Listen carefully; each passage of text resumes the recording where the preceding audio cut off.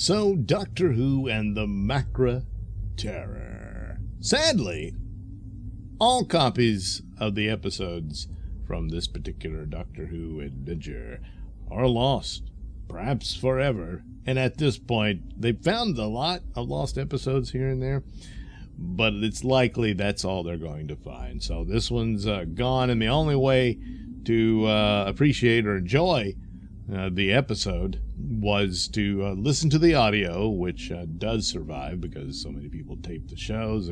Well, maybe not so many, but I can't forget the whole. I mean, I do forget the whole story, but there's quite a few fans that did tape all the shows, and so they can utilize that audio to make an audio drama of sorts. For a while, they did that with stills from the episode to add for the visual, but of course it's not the same thing, you know. So eventually it got animated, and that's what I watched, the animated. And some of the Doctor Who cartoons on these lost episodes, they come across as a bit stiff here and there, and for the most part.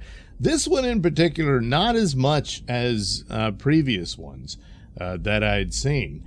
And quite a bit of it where there's no dialogue and it's all very silent and whatnot. And a good bit of it doesn't work because you can't capture the body language that was intended, and they just kind of have to guess at it. But in this one, even though there were moments of that where you're being stalked by the monster and stuff like that, I don't know, the pacing just seemed to work fairly well for the limitations that it has. So all in all, it's a fine little Doctor Who adventure. Basically, Second Doctor shows up with Ben and Polly and Jamie, and it's this human colony on some planet somewhere. It's in the distant future, of course.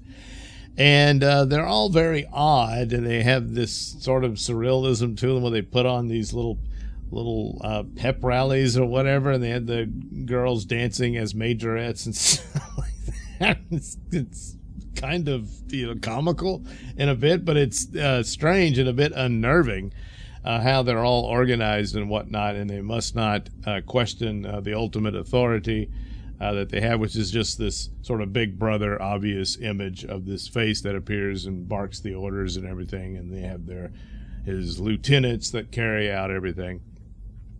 And so the TARDIS arrives, and the Doctor and his friends run into this guy who's a fugitive, and he gets captured, and he's kind of wondering what this is all about. So of course, ever curious, the Doctor looks into this. And this guy's claiming he's seen a monster. You're forbidden to mention the monster, which is the Macra Terror. And that's one of their big cardinal sins you cannot violate. And if you do, you're sent to correction, which is very ominous sounding. You know? So it's all the Orwellian setup and tropes are there. At the same time, it's this sort of horror monster story.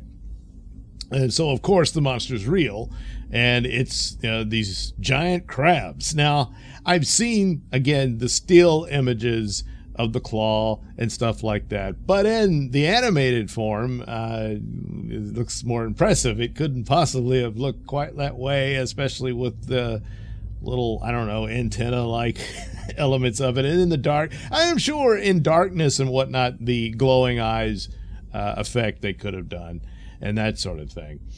But a lot of that spooky mist and shadows and whatnot, and of course these creatures are in quite abundance, and lo and behold, they're running the whole show. There is no great leader. It's them giving the orders, and they're forcing the humans ultimately to produce this gas that they need to survive, but it's toxic to the humans.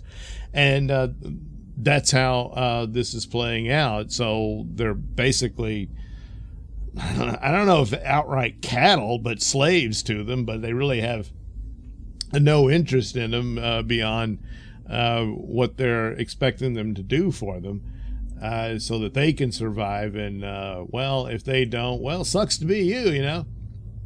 But anyway, as they're going, the brainwashing of the society takes its toll on Ben, he starts to fall for it.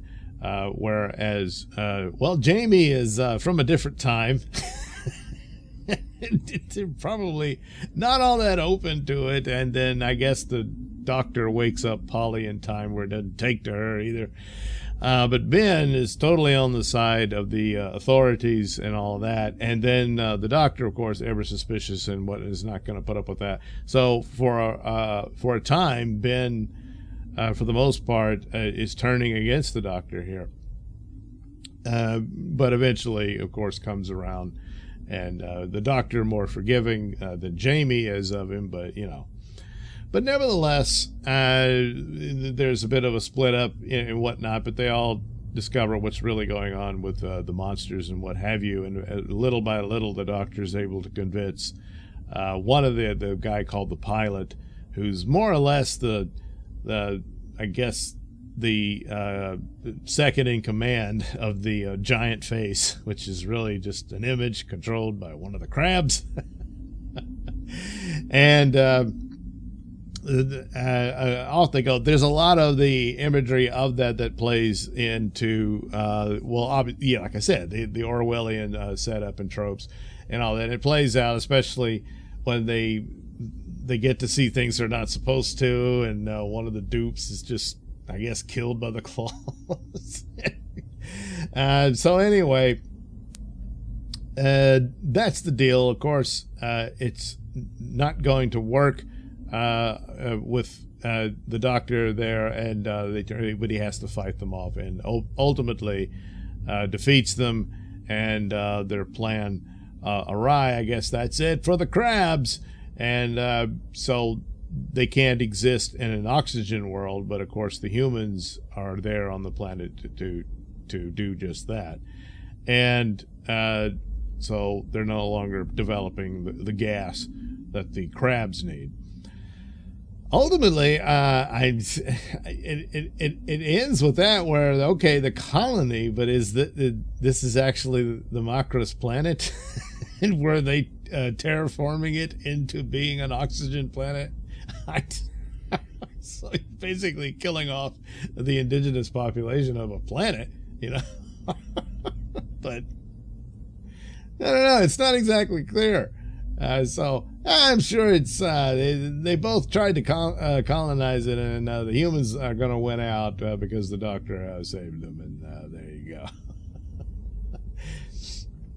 Not the greatest Doctor Who adventure, clearly, but not bad and fun and whatnot. And of course, you know, I didn't get to see the show in its original form. I can only go by the animated version, and of course the Macra monsters look far more sinister and creepy as they're able to move around and whatnot without needing to be clunky, you know, whatever props that they were using in the original, and obviously could not have had quite the movement and menace that is achieved by the animated version. So, well, there's pros and cons to everything, you know.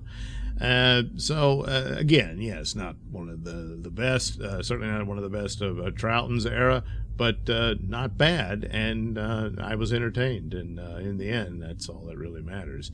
So there you go, the Macra Terra.